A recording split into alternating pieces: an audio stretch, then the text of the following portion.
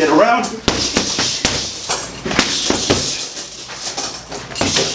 Hey guys, Coach Pillowfists here. So today I'm going to give you guys unique pointers on the heavy bag. I promise you this is not like the same old heavy bag tutorial videos with the same old cookie cutter information. I'm going to give you guys realistic game on how to improve your bag work. We're going over how to hit the bag, how to control the bag, inside fighting, and more. Typically I do about 10 3-minute rounds with 30-second breaks. That's what I did back then when I was an active fighter, and that's what I do now when I'm just doing it for fun. So this video started off as one thing, but then I decided to change it up, add some extra topics. So this would explain the change of outfits and why I had to record a whole nother introduction for this video. But let's get started. So starting off on the bag. Alright, good rule of thumb is you want to throw a lot more jabs than you're throwing your other punches, right? So if you're throwing your hook and you're throwing a lot more than you're throwing your jab, something's wrong here, right? So make sure you're throwing your jab throughout, right? Throw it to the body, throw it to the head, just like that. And it doesn't have to be a hard jab, right? Sometimes you can do a tap jab. So we don't want to hit the bag when it's moving away from your hand. Alright, then it's going to have your bag swinging all over the place.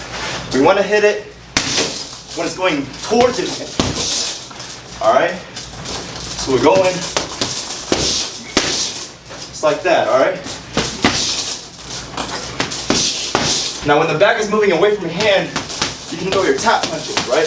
Just like that, just tap the bag. So in general, you want to mix your slower pitter-patter punches, what we could say, with your hard punches, right? Just like that. Alright, so another important thing is you never want to push your punches out, right? If you find yourself pushing your punches out, chances are that you're not throwing the punch properly. Alright, so you need to be watching more instructional videos on how to throw the punches, and you need to be shadow boxing more. Alright guys, so let's say you do have the bag swinging too much, right? So how do you stop it? One thing I like to do is I like to cut the angle, just like that. Alright? Which brings me to my next point, inside fighting. So when the bag is swinging too much, work your way on the inside. Just like that. So notice that I'm not entering head on. Alright? I'm going through the side door. So I'm going. Sometimes you do want to go in head on, but when the opportunity presents itself, we do always want to choose that side door. It's safer and it's harder for the opponent to catch you. You can use your arm to trap the opponent's elbow or their hip right here. Use it to get around. When you guys are on the inside, you don't want to have your head on the center line like this, right? Because then you're susceptible to uppercuts. Alright, so we want our head to be out to the side. Just like that. Just like that.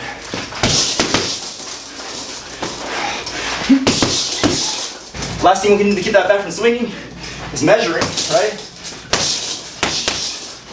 Measuring. Just like that. So I see a lot of YouTube videos on bag work talking about not to get too close to the bag when you guys are throwing your punches. And I disagree with that, because a lot of the times the fight does end up this close. So why wouldn't you want to learn to put power into your shots?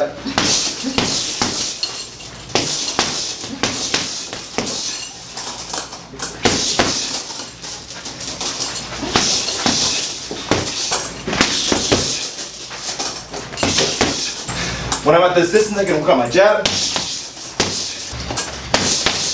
But yes, we are able to put more power into our shots if the bag is at a certain distance. My point is that the opportunity is not always going to be there. So when the opportunity presents itself, then we do want to create distance and land those hard punches. So here are some ways to create distance on the inside. One thing you can do is use your elbow, just like that.